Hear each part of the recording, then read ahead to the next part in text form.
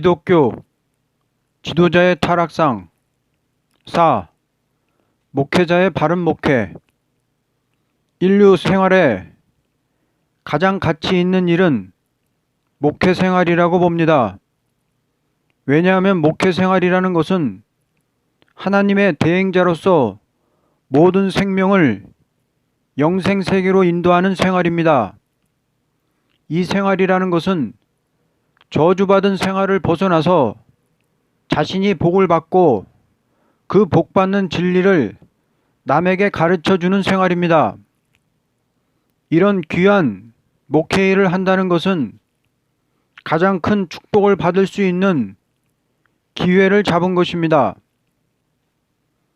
목회라는 것은 하나님께서 그 시대 사람들에게 소망을 주며 모든 난제를 해결하며 나가게 하기 위한 목적인데, 이날까지 목회는 그 사람의 영혼이 중생, 장성, 성교를 받는 데 목적을 두고 하나님께서 강하게 역사하셨습니다.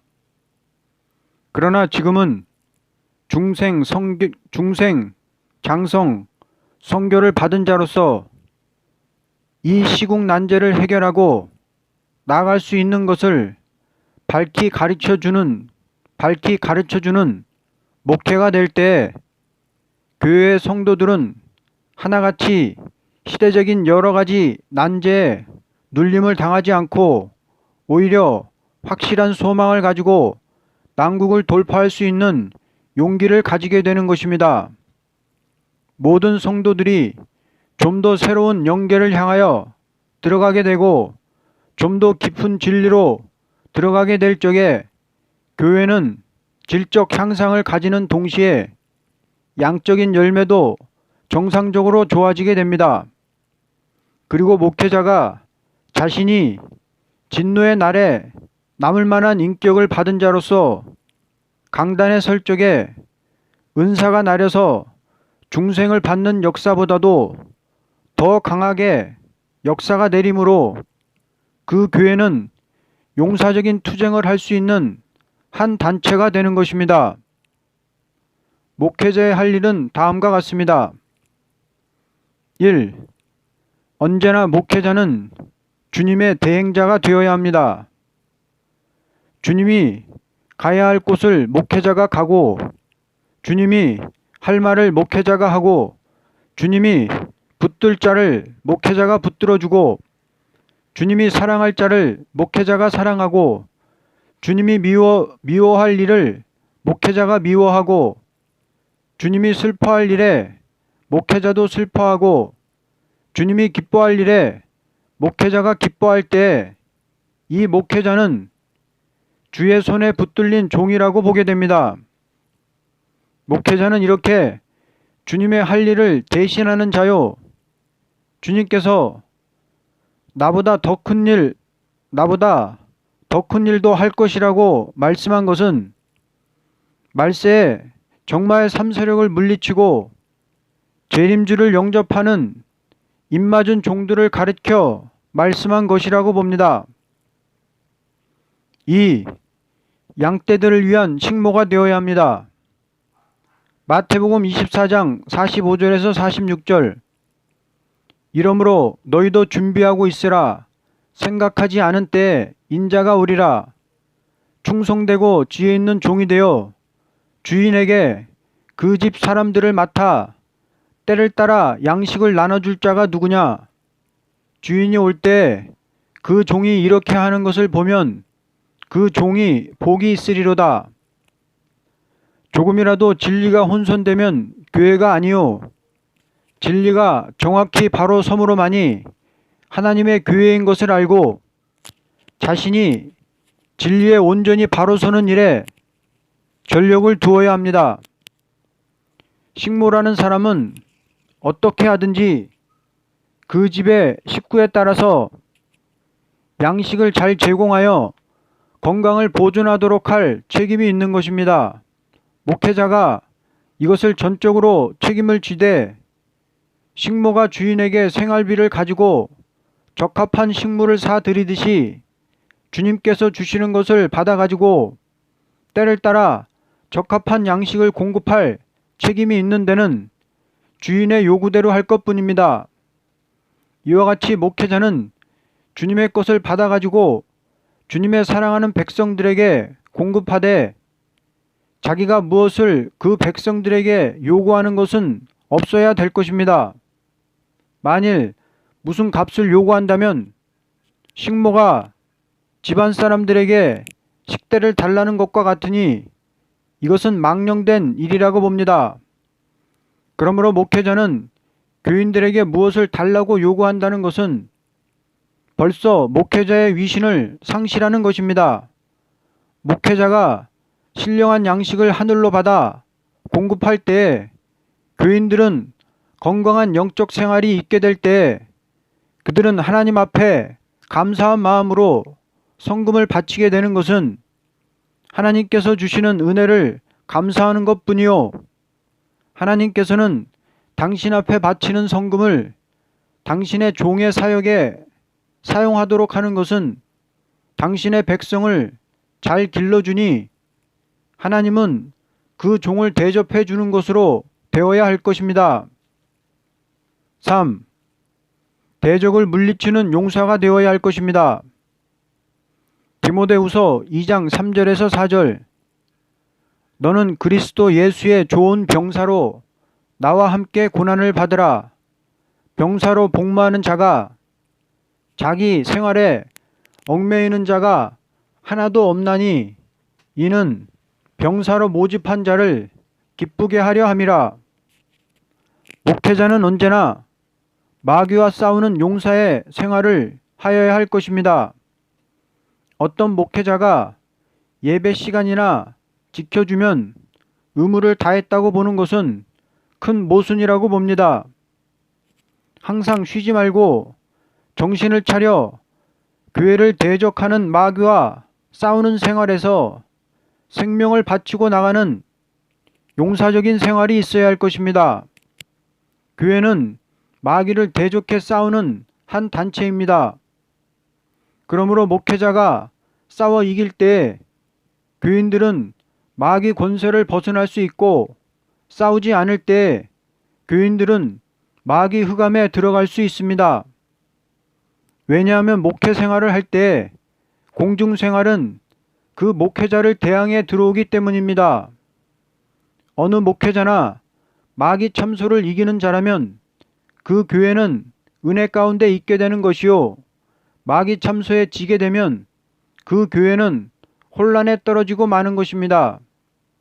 예를 든다면 일선 용사가 싸워 이길 적에 그 뒤에 있는 백성들에게 안정이 있고 싸워주지 못할 적에 그 백성은 혼란 중에 빠지는 것과 같습니다. 4.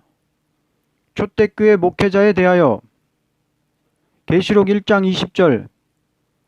내가 본 내 오른손의 7별과 7촛대의 비밀은 이렇다. 7별은 7교회의 지도자들이며 7촛대는 7교회이다.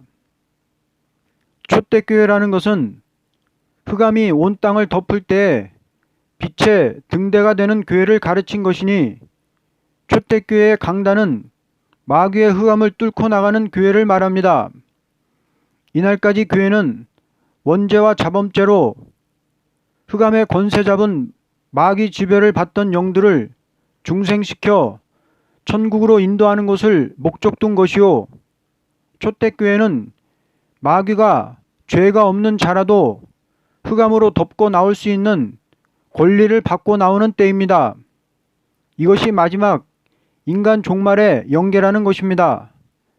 에덴 동산에 아담 하와가 죄가 없어도 마귀로 미혹을 시켜본 일은 그 미혹을 이기면 내 몸이 영생을 하고 이기지 못하면 내 몸이 죽는다는 법을 놓고 시험해 본 것입니다. 이와 같이 살아서 새 시대가는 에덴 축복받을 하나님의 자녀는 다시 한번 마귀 흑암으로 미혹을 시켜보는 시기를 인류 종말에 세계를 덮는 흑암이라는 것입니다. 그러므로 초대교회 목회자는 말씀이 완전히 밝아서 강단에서 예배를 인도할 때 한마디 말도 혼선이 없는 변론으로 증거하되 흑암의 세력이 물러가도록 하는 말씀 권세가 있어야만 됩니다. 말씀 권세라는 것은 하나님 말씀의 비밀을 정확히 증거할 때 하나님의 권세 역사가 그 말씀을 통하여 같이 하는 것입니다. 그러므로 초대교회는 속죄 구령의 진리를 중심한 것이 아니고 그 몸이 살아서 새 시대를 정복하는 목적을 두고 움직이는 진리 운동이니만큼 이 진리에 조금도 혼선이 없는 자가 되어야만 하나님은 그 교회의 역사를 내림으로 재앙이 들어오지 못하는 교회가 됩니다. 누구든지 사단의 압력을 받는 인격이라면 도저히 초대교회 목회를 못할 것은 흑암 중에 남은 교회를 일으킬 자격이 없기 때문입니다. 왜냐하면 은혜 시대에는 중생을 받은 자라면 죽은 영들이 살아나는 은혜 역사를 할 수 있되 은혜를 받은 교회를 흑암으로 까불어 보는 때이니만큼 자신이 흑암을 뚫고 나가는 자격을 받는 자가 되야만 주님 올 때까지 흑암 중에서 교회를 지켜나갈 수 있게 되는 것입니다. 그리고 초대교회 목회자는 언제나 쉬지 않고 노력할 수 있는 영역을 받아야만 됩니다. 왜냐하면 전쟁이 나는 그때 군대가 쉴 수 없이 마음을 놓지 못하고 싸울 수 있는 인내력이 있어야만 자격이 있는 것과 같이 마지막 환난 때 싸움에 승리하는 용사적인 영계에 들어간 자라야 남은 초대교회의 종이 될 수가 있습니다. 그러므로 계시록의 초대교회 사자는 믿음으로 된다는 말이 없이 이겨야만 된다고 하였습니다. 다시 말하면 영혼 구원은 믿음에 있고 환난 가운데 남은 자가 되는 것은 이기는 자만이 남을 수 있기 때문입니다. 이제 초대교회 사자에게 준 말씀대로 읽고 듣고 지킬 말씀은 계시록의 다림줄의 진리요 선지서일 것입니다. 만일 이러한 일이 없다면 아무런 열매 없는 나무가 되므로 찍힘을 당하는 나무가 될 것입니다. 결론적으로 목사님은 목사된 입장에서 내가 하나님 보시기에 어떠한 상태에 있는 사람인지를 분명히 알아야 되는 것입니다. 그렇지 않고 무조건 나는 목사이니 내가 교회를 다스릴 책임이 있다고만 생각한다는 것은 큰 과오라고 봅니다. 하나님의 종은 나라는 것이 없고 항상 하나님 앞에 겸손히 엎드려서 내가 미약하오니 어떻게 하오리까 하는 양심의 소리가 항상 있어야 합니다. 교회라는 것은 강단에 서는 종이 하나님 앞에 인정을 받느냐 못 받느냐 하는 데서부터 움직이고 있습니다. 그러므로 오늘의 교회는 강단 개혁이 있어야 합니다. 강단 개혁이라는 것은 어떤 교권이 할 수 없고 하늘의 영권을 받는 데서부터 되는 것이니 강단의 영권이 임함으로 교회는 자동적으로 옳은 방향으로 끌려가는 것입니다. 과거의 역사를 보아도 종 한 사람이 강단의 영권을 바로 움직임으로 큰 개혁의 운동이 있었다는 것은 분명한 사실입니다. 그러므로 오늘의 교회가 사는 길은 강단에 서는 종이 완전한 무장을 갖추는 데서부터 시작될 것이니 우리는 종된 자로서 각자가 이 시대에 쓰여질 만한 인격이 되기 위하여 해산의 수고를 다해야 될 것입니다. 기독교의 역사는 대중이 바로 움직이는 데서부터가 아니오 지극히 작은 사람 하나가 하나님께 인정을 받고 나가는 데서부터 그 교회는 바로 움직일 수 있는 힘을 하나님께로부터 받게 된다고 봅니다. 이렇게 되는 것은 언제나 하나님은 지극히 작은 사람이라도 들어쓰기 시작하는 데서부터 큰 일을 하시기 때문입니다. 그러므로 하나님께서 지금 여러 가지 어려운 난제를 우리에게 만나게 하는 것은 그 난제를 해결할 종을 쓸 때가 온 증거라고 봅니다. 우리는 이것을 깨닫고 각자가 정신을 차려 완전한 무장을 갖추기 위하여 최선의 노력을 다해야 됩니다. 아무리 노력을 한다 하여도 하나님의 경륜을 모른다면 그 노력은 무효가 되는 것입니다.